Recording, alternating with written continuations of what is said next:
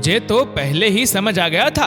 उस लड़की के हाव भाव, रंग ढंग शुरू से ही मुझे पसंद नहीं थे, पर एक दिन इतना गिर जाएंगी ये मैंने कतई नहीं सोचा था। बिना माँ बाप की लड़कियों के यही संस्कार होते हैं। अच्छे घर का लड़का देखा नहीं कि उसे अपने हुस्न के जाल में फंसा लिया, पर उस लड़की का तो रंग भी ऐसा नहीं जिससे कोई ब्याह भी कर सके। सुमित्रा जी बहुत गुस्से में अपनी बात कहे चली जा रही थी।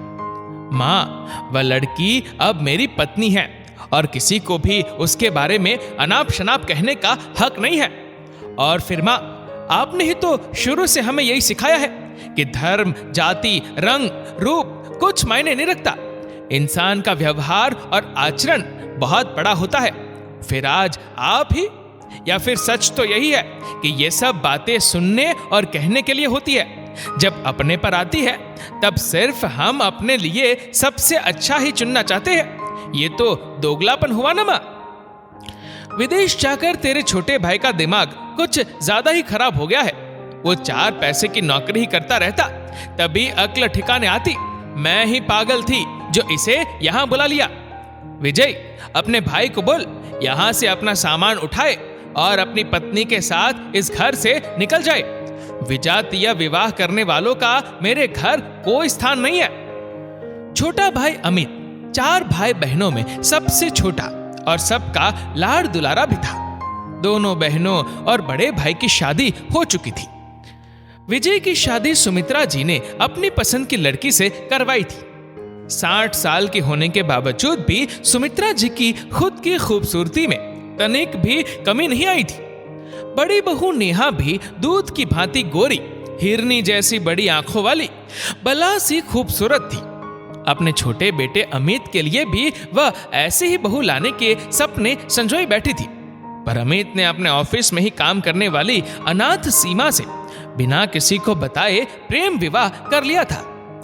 सीमा की लंबाई तो कम थी ही, रंग भी थोड़ा सांवला ही था, इसलिए सुमित्रा जी उससे और सीमा से बहुत खफा थी। जैसे तैसे विजय और महेश जी ने बात को संभाल लिया था। सुमित्रा जी ने उस समय तो कुछ नहीं कहा, पर मन ही मन सीमा को उसकी सही जगह दिखाने की तरकीब सोच रखी थी। सब लोग अपने अपने कमरे में जाए, महेश जी ने सबको आदेश दे दिया था। अमित एक पढ़ा लिखा नौजवान है। एक तो तुम वैसे ही अपनी ममता के लालच में उच्च शिक्षित होने पर भी उसे बिजनेस में लगाना चाहती हो। उसने कुछ नहीं कहा, पर अब सीमा हमारे घर की छोटी बहू है। सुमित्रा जी, आप अपनी जुबान पर काबू रखना, वरना मुझसे बुरा कोई नहीं होगा। कमरे में महेश जी ने सुमित्रा जी को कड़े निर्देश दिए थे। 3 दिनों बाद अमित की शादी का रिसेप्शन रखा गया था, ताकि समाज के सभी मित्रगण और रिश्तेदारों में नई बहू की मुंह दिखाई की रस्म हो सके। तभी, सीमा, ये नंदनी है, मैंने इसे तुम्हें तैयार करने के लिए बुलाया है। सुमित्रा जी जाते समय आंखों से नंदनी की तरफ इशारा करते हुए चली गई। ये क्या किया आपने? मुझे मेरी मुंह पर सफेदी नहीं चाहिए, मैं जैसी भी हूं संपूर्ण हूं। आईने में खुद को देख सीमा नंदनी पर चिल्ला पड़ी थी। ये पहला मौका है जब तुम माँ का दिल जीत सकती हो। जैसा उन्होंने कहा है वैसा ही रहने दो। अमित एक कोने में सीमा को खींचकर ले गया था। उस समय तो सीमा चुपचाप मान गई, पर पूरे कार्यक्रम में वह अपने आप को सहज नहीं रख पाई थी। एक विश्वास, भरोसा, उम्मीद जो उसे अमित से थी, वह उस दिन उसके व्यवहार से टूट चुकी थी। पर उसने भी ठान लिया था कि वह सुमित्रा जी को अपने व्यवहार से बदल देंगी। समय के साथ सीमा ने अपने गृह कार्य की दक्षता, समझदारी से घर के प्रत्येक सदस्य का दिल जीत लिया था, सिवाय सुमित्रा जी के। वह अभी भी हर समय उसे नीचा दिखाने की कोशिश में ही लगी रहती थी। पापा जी, भैया जल्दी आइए, माँ बेहोश हो गई है। सीमा बहुत तेज चिल्ला रही थी। जब तक सब लोग आते, वह सुमित्रा जी को गाड़ी में डाल हॉस्पिटल लेकर आ चुकी थी। क्या हुआ माँ को? बदहवास सा अमित भी ऑफिस से भागा चला आया था। वो तुलसी का दिया जोड़ते हुए माँ को चक्कर आ गया था और सिर टकराने की वजह से उनका काफी खून भी बह चुका था।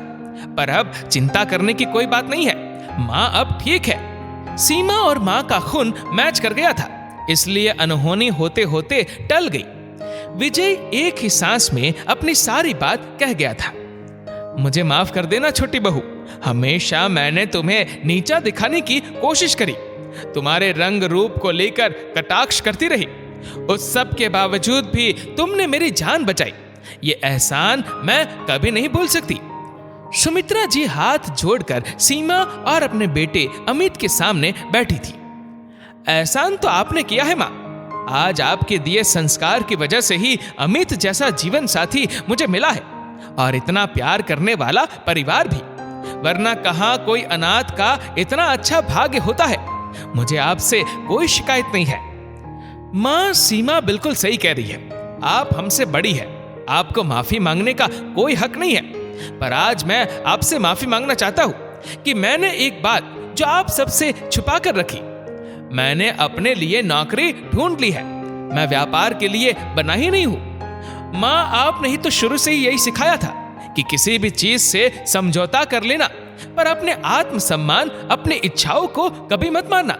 माँ आज मैंने अपनी खुशियां चुन ली है, मैं नौकरी ही करना चाहता हूं और दूसरी सीमा मेरी पत्नी है, मैं उसका रोज अपमान होते हुए भी नहीं देख सकता, इसलिए।